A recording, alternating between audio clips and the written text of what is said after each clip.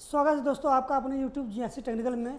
आज हम एक नई श्रृंखला भारतीय संविधान का भाग 3 लेकर आपके समझ प्रस्तुत हुए हैं, जो किसी भी एग्जाम के लिए अगर देखा जाए तो बहुत ही महत्वपूर्ण है और हमेशा आता रहता है ये, जिसको हम जानते हैं आज। और भाग 3 मौलिक अधिकार, इसके पहले हमने भाग 1 और 2 आपके समझ प्रस्तुत कर चुके हैं। ये तीसरा भाग है। उम्मीद करता हूँ कि वो भी आपको पसंद आया हो और ये भी आपको पसंद आएगा। क्लियर? तो पहले हम जान लेते हैं मौलिक अधिकार क्या होता है। तो मौलिक अधिकार वे अधिकार होते हैं जो देश के समस्त नागरिकों को किसी भी राज्य के द्वारा ना दे करके यह भारतीय सुप्रीम कोर्ट, भारत में स्थित सुप्रीम कोर्ट का संरक्षण प्रदान संस्था के रूप में कार्य करता है। अर्थात कह सकते हैं कि यह अधिकार व्यक्ति को तो मिला है, लेकिन इस पे किसी भी प्रकार का हस्तक्षेप सरकार नहीं करेगी। इसका संरक्षण हमारा सुप्रीम कोर्ट करेगा। यह जो है मौलिक अधिकार अमेरिका के संविधान से लिया गया है। इसका उल्लेख अनुच्छेद 12 से 35 तक में किया गया है। और जो हमारा मौलिक अधिकार है व्यक्तियों के लिए 7 प्रकार के मौलिक अधिकारों का बात करता था, है नहीं था, लेकिन वर्तमान समय में प्रत्येक व्यक्ति को 6 प्रकार के मौलिक अधिकार दिए गए हैं। क्या है वो मौलिक अधिकार जो हमें और आपको या समस्त देशवासियों को मिला है? तो वो है क्या है? समानता का अधिकार, स्वतंत्रता का अधिकार, शोषण के विरुद्ध अधिकार, धार्मिक स्वतंत्रता का अधिकार और संस्कृति और शिक्षा का अधिकार, संवैधानिक उपचारों का अधिकार और संपत्ति का अधिकार। ये 7 अधिकार थे, लेकिन वर्तमान में सिर्फ 6 अधिकार हैं। ये जो हमारा था संपत्ति का अधिकार, इसे क्या कर दिया गया? एक वैधानिक अधिकार के रूप में स्थापित कर दिया गया, जो कि कब किया गया? तो ये किया गया 44वें संविधान संशोधन 1978 के द्वारा। इसे हटाकर कहाँ कर दिया गया? अनुच्छेद 300 क में इसको ट्रांसफर कर दिया गया कि आपका संपत्ति रखने का अधिकार है, लेकिन संवैधानिक अधिकार न होकर के इसे वैधानिक अधिकार में मौलिक अधिकार न होकर के इसे वैधानिक अधिकार दे दिया गया कि आप संपत्ति रखिए, लेकिन उसका विवरण भी तैयार रखिए। क्लियर? तो ये हमारे 6 प्रकार की स्वतंत्रताएं दी गई हैं। अब इसको हम क्या करेंगे, थोड़ा सा जान लेते हैं। क्या है? पहला है हमारा, कहता है समानता का अधिकार, जिसका उल्लेख 14 से 18 तक में किया गया है। क्लियर? दूसरा क्या कहता है? स्वतंत्रता का अधिकार, और इसका उल्लेख 19 से 22 तक में किया गया है। तीसरा है शोषण के विरुद्ध अधिकार, जो 23 से 24 में किया गया है। चौथा है हमारा धार्मिक स्वतंत्रता का अधिकार, और ये 25 से 28 तक में उल्लेखित है। पांचवा है संस्कृति और शिक्षा संबंधी अधिकार, जो कि 29-30, ये 2 अनुच्छेदों में वर्णित है। और हमारा छठा है संवैधानिक उपचारों का अधिकार, ये जो 22 से 35 तक में है। अब ये 6 प्रकार के अधिकार हमें जो दिए गए हैं, अब इसको हम क्या करेंगे, क्रम वाइज डिटेल से पढ़ेंगे। हाँ, एक चीज़ ध्यान दीजिएगा कि संपत्ति का अधिकार अब हमारा मौलिक अधिकार नहीं है। अब जो हमें पहले 7 प्रकार के मौलिक अधिकार थे वो कम कर दिया गया है और उसकी संख्या हो गई है 6। क्लियर? क्वेश्चन पूछा जाता है कि संपत्ति का अधिकार किस संविधान संशोधन द्वारा वैधानिक अधिकार बना दिया गया? तो वो बना दिया गया 44वें संविधान संशोधन 1978 के द्वारा। क्लियर? अब हम इसके बारे में एक एक करके चर्चा करते हैं।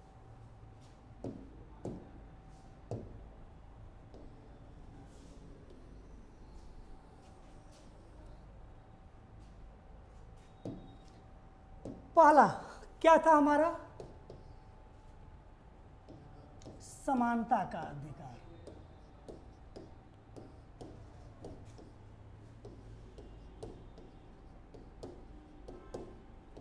कहाँ से कहाँ तक था? ये था हमारा 14 से 18 तक। अब थोड़ा समझा लेते हैं क्या है।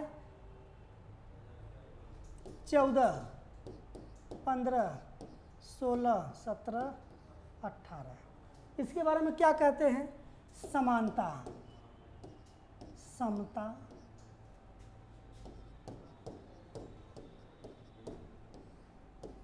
का अधिकार, है ना। ये 14 कहता है समता या समानता का अधिकार, यानी कि विधि के समक्ष किसी भी व्यक्ति को या किसी भी व्यक्ति के प्रति असमानता को नहीं दर्शाया जाएगा।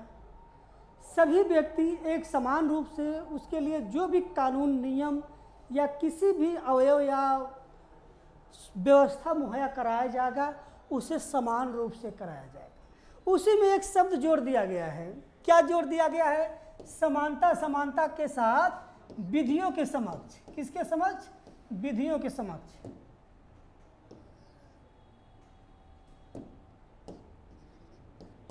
विधियों के समक्ष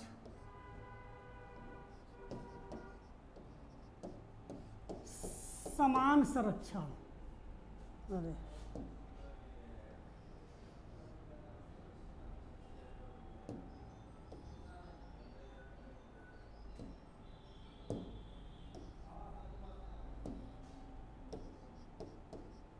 समान संरक्षण।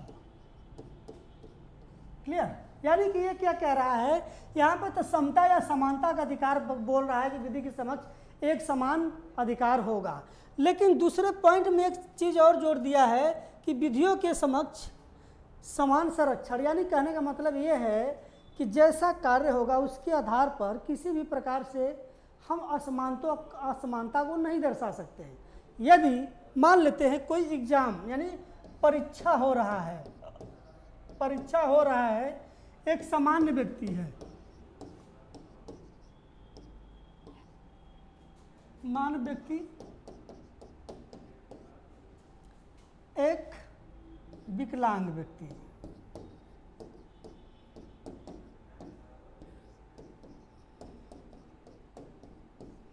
क्लियर? मान लीजिए कोई परीक्षा हो रही है, वो दौड़ की परीक्षा हो रही है। अगर मान लीजिए जो सामान्य व्यक्ति यानी में ये दिया गया है कि आपको 1 मिनट में 100 मीटर, 1 मिनट में कितना? 100 मीटर दौड़ना है। अब ये टाइमिंग दर्शा दिया गया है, तो जो सामान्य व्यक्ति है वो तो 1 मिनट में 100 मीटर दौड़ सकता है, लेकिन सामान्य व्यक्ति के प्रति या उसके स्थान पर या उसके समक्ष जो विकलांग व्यक्ति है वो नहीं दौड़ सकता। अब इसको क्या किया गया है कि सामान्य व्यक्ति के बराबर लाने के लिए इसे 1.20 मिनट का समय दिया गया है कि अगर सामान्य व्यक्ति 1 मिनट में दौड़कर 100 मीटर पूरा कर रहा है तो आपको 1.20 मिनट में ये 100 मीटर की दौड़ पूरी करनी है। क्लियर हो गया? समझ में आ गया? तब जाकर इन दोनों में समानता होगी। यानी कि उस विकलांग व्यक्ति को जो हमारे समक्ष या हमारे तुलना के अपेक्षा वो शारीरिक, मानसिक या मतलब कि व्यक्तिगत रूप से कमजोर हो, विकलांग हो कहने का मतलब है, तो उसको हमारे समक्ष लाने के लिए क्या करना होगा? अतिरिक्त समय दिया जाता है ताकि वो हमारे बराबरी पर वो आ सके। कभी ये भी होता है कि कोई परीक्षा का आयोजन होता है लिखने का, तो जो अंधा व्यक्ति होता है, विकलांग व्यक्ति होता है, उसको 20 मिनट का समय एक्स्ट्रा दिया जाता है। इसलिए दिया जाता है कि वो हमारे समानता पर आ जाए या आ सके। क्लियर हो गया? ये था हमारा अनुच्छेद 14।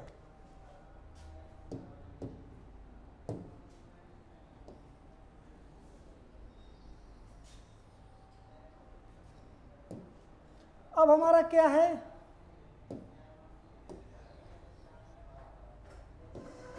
15 क्या कहता है? जाति, धर्म, मूल वंश, जन्म स्थान लिंग के आधार पर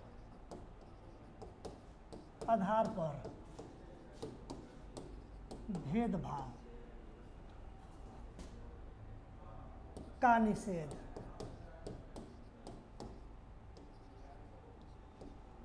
हाँ, यानी अनुच्छेद 15 कहता है कि जाति, धर्म, मूल, वंश, लिंग के आधार पर किसी भी प्रकार का भेदभाव नहीं होगा किसी भी नागरिक के प्रति। ये हमारा अनुच्छेद 15 कहता है। समझ में आ गया बात?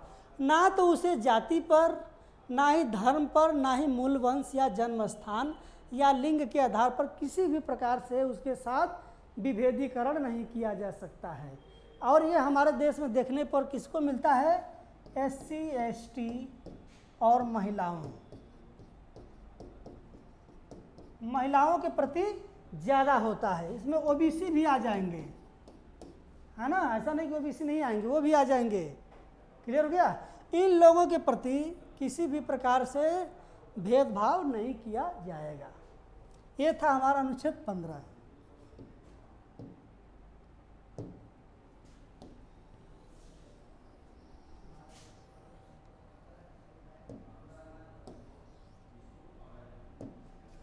अब आता है 16। अनुच्छेद 16 क्या कहता है कि लोक नियोजन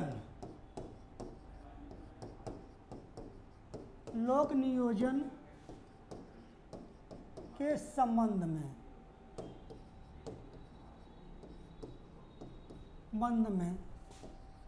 अवसर की समानता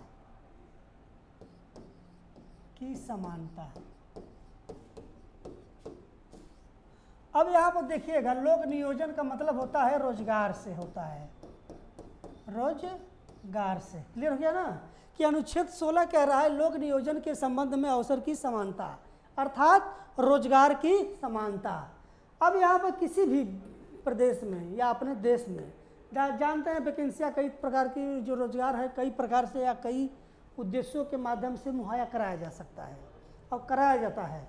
तो वो जो कराया जाता है वो किसी भी प्रकार से, इसमें कम ज़्यादा नहीं, एक समान रूप से सबको अवसर की समानता दी जाएगी।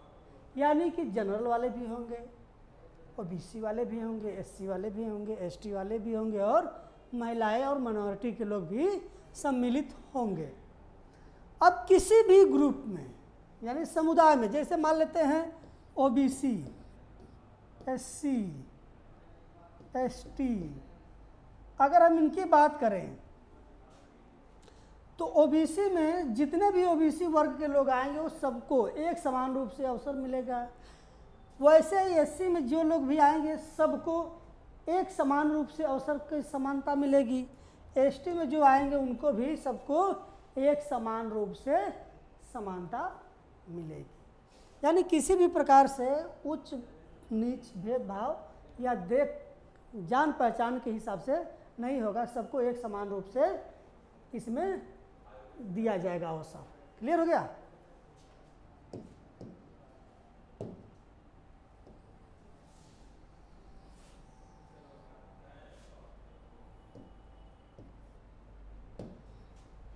आगे क्या है? 17।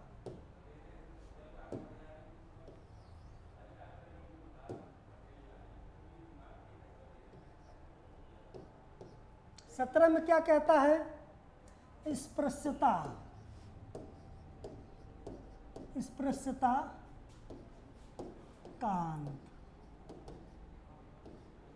यानी कि जो हमारा ये स्पृश्यता या कह सकते हैं छुआछूत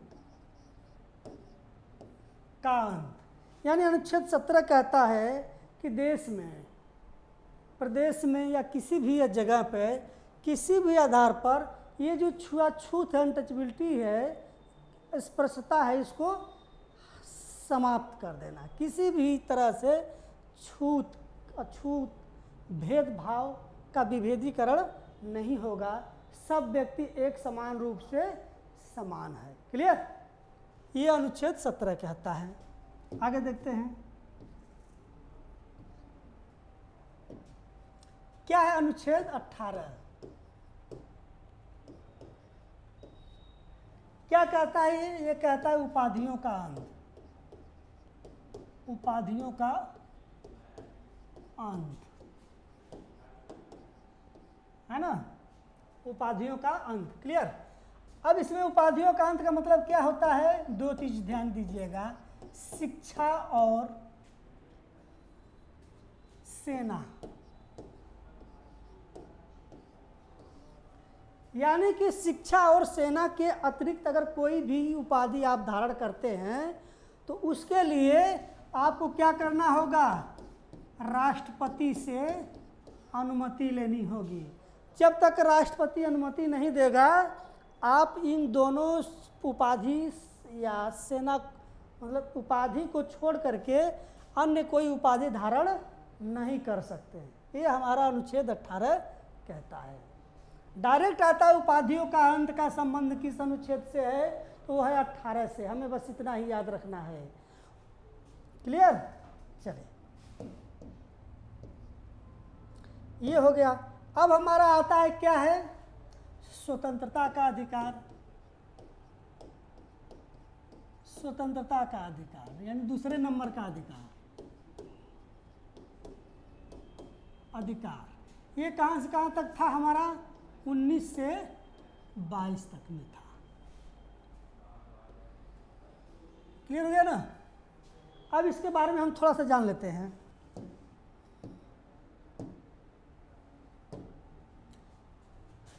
अनुच्छेद 19 हाँ दिखाई दे रहा है,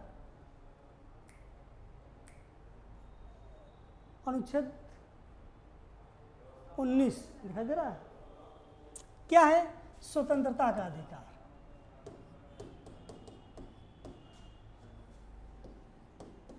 स्वतंत्रता का अधिकार। देखिए अभी हम इसको बता दे रहे हैं कि अनुच्छेद 19 में 6 प्रकार की स्वतंत्रताओं का उल्लेख किया गया है।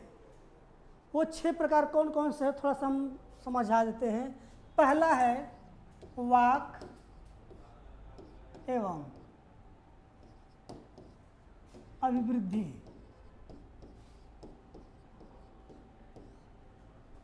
दूसरा है संगम या संघ।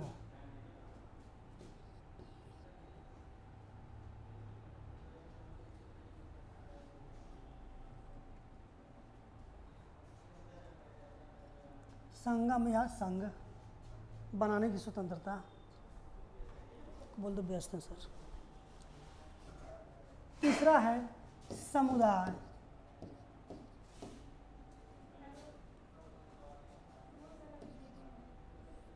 समुदाय बनाने की स्वतंत्रता। चौथा क्या है, भारत के किसी भाग में बसने की स्वतंत्रता।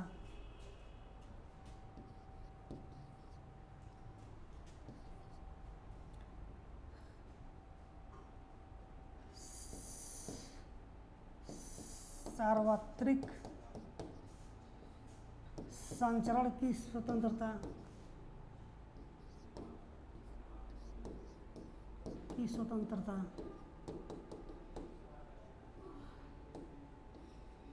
स्वतंत्रता। छठा क्या है, कोई वृत्ति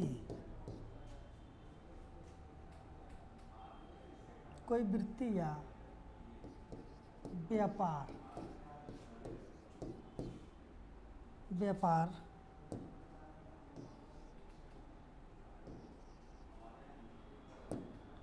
व्यापार करने की स्वतंत्रता।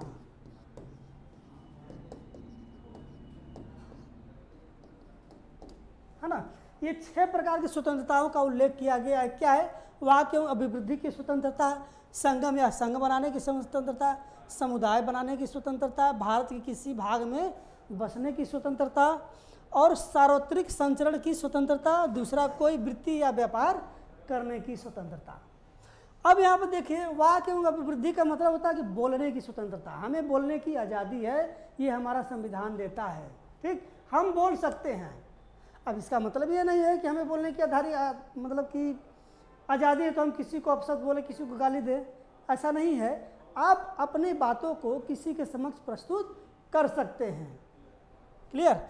संगम या संघ बनाने की स्वतंत्रता, यानी कि संगम या संघ यानी समुदाय की बात करता है, ये भी एक प्रकार से कि आप अपना समूह या संघ बना सकते हैं। और समुदाय बनाने की स्वतंत्रता यानी कि जो हमारा हड़ताल करने की स्वतंत्रता है ना, उसकी बात हो रहा है कि आपको हड़ताल करने की स्वतंत्रता है, लेकिन किस प्रकार? निरायुध। कैसा?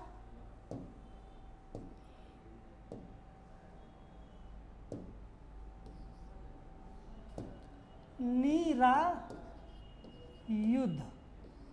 और शांतिपूर्वक, है ना। निरायुध और शांतिपूर्वक आप समुदाय बना सकते हैं। क्लियर? और भारत के किसी भाग में बस जाने की स्वतंत्रता, ये हमारा अधिकार है जो हमारा संविधान का अनुच्छेद 19 देता है। और क्या? सार्वत्रिक संचरण की स्वतंत्रता, यानी कि हम स्वतंत्र रूप से किसी भी स्थान पर देश के किसी भी भाग में जाकर अपना जीविकोपार्जन कर सकते हैं, छोटी मोटी नौकरी कर सकते हैं। उसके बाद क्या है? कोई वृत्ति या व्यापार करने की स्वतंत्रता, यानी कि हमें देश के किसी भी भाग में अपना व्यापार रोजगार करने की स्वतंत्रता है। ये हमें हमारा संविधान का अनुच्छेद 19 देता है। क्लियर हो गया?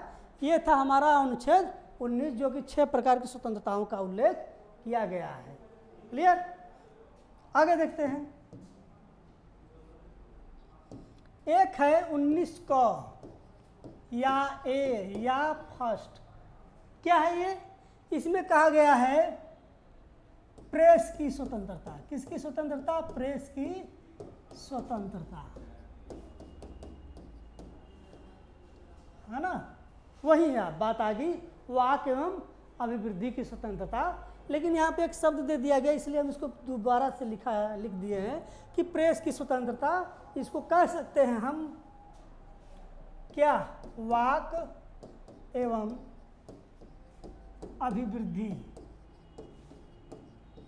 की स्वतंत्रता, है ना। इसको हम बता दिए, लेकिन फिर भी एक लाइन में और हम इसको बता दे रहे हैं। क्या है? कहा गया है प्रेस की स्वतंत्रता। मीडिया जिसको बोलते हैं कि भारत की मीडिया या किसी भी देश की मीडिया, लेकिन हम पढ़ रहे हैं अपने देश की बात कर रहे हैं, तो हम अपने भारत की मीडिया को स्वतंत्रता है कि आप से किसी भी नेता हो, कितना भी बड़ा नेता है या कोई भी व्यक्ति हो, उससे अपनी बातें पूछ सकता है, जो उस प्रश्न पूछना है वो पूछ सकता है, इसकी उसकी आज़ादी है।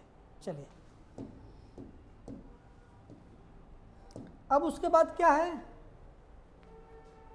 अनुच्छेद 20 क्या कहता है?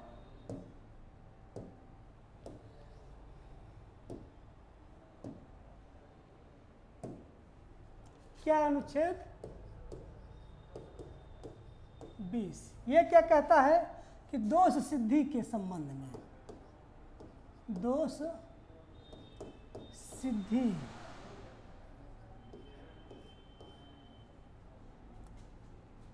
के संबंध में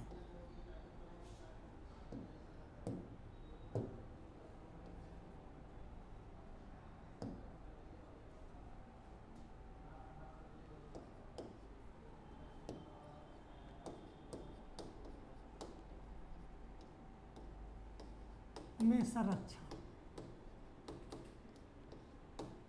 है ना।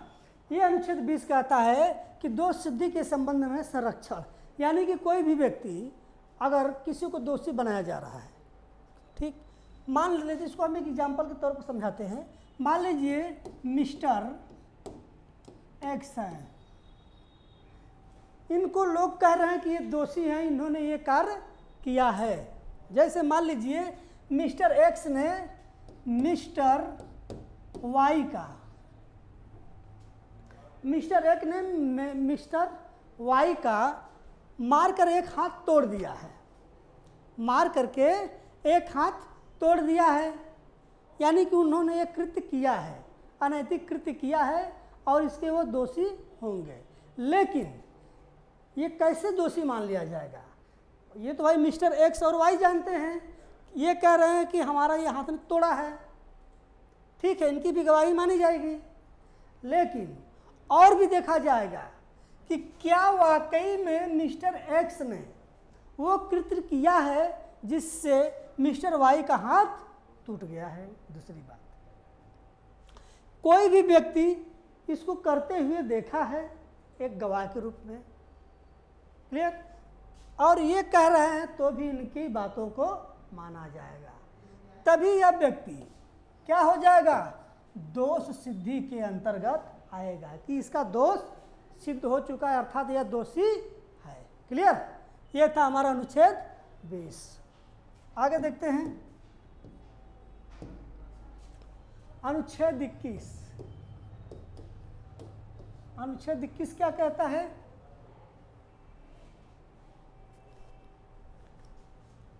प्राण एवं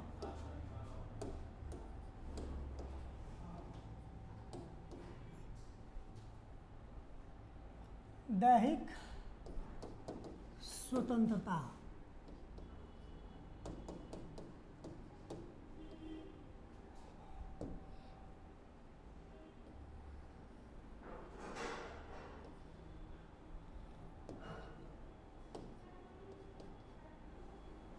स्वतंत्रता का अधिकार,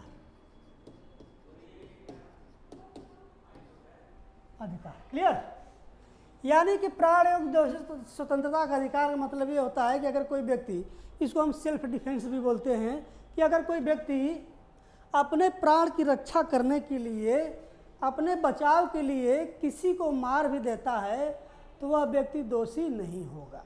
इसी को हम बोलते हैं सेल्फ डिफेंस।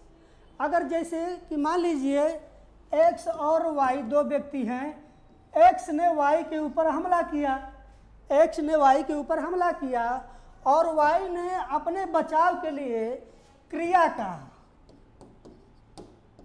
प्रतिक्रिया दिया, जिससे क्या हुआ कि मिस्टर एक्स की मृत्यु हो गई। उस दशा में मिस्टर एक्स तो की मृत्यु हो गई, लेकिन मिस्टर वाई जो है इनको दोषी तो माना जाएगा, लेकिन इनको किसी भी प्रकार से फांसी या उम्र कैद की सज़ा नहीं होगी। यह सेल्फ डिफेंस के तहत आत्म सुरक्षा की श्रेणी में आएगा और इसको हम बोलेंगे प्राण एवं दैहिक स्वतंत्रता का अधिकार, कि अपने खुद की जान बचाने के लिए ऐसा प्रतिक्रिया किए जिससे कि एक्स का मृत्यु हो गया। समझ में आ गया बात?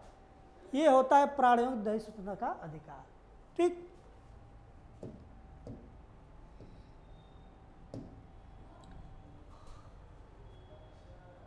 नेक्स्ट क्या है? 21 को या ए, ये क्या कह रहा है? ये कह रहा है 14 वर्ष से कम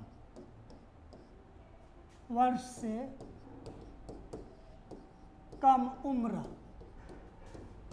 के बच्चों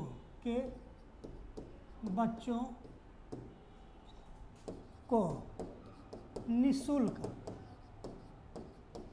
निःशुल्क शिक्षा का अधिकार है ना। यानी 21 क्या कह रहा है कि 14 वर्ष से कम उम्र के बच्चों को निःशुल्क और अनिवार्य शिक्षा का अधिकार दिया जाएगा और इसको 86 यानी कि 86वें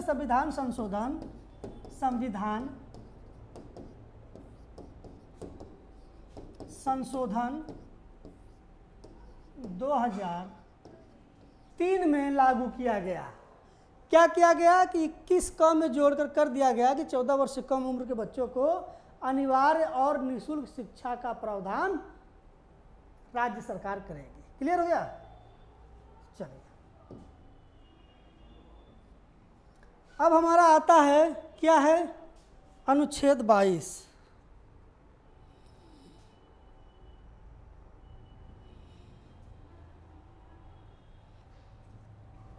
क्या है अनुच्छेद 22? क्या कहता है? कुछ दशाओं में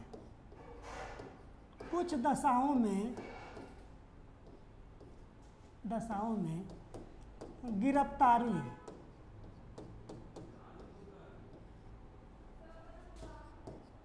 से संरक्षण। क्लियर?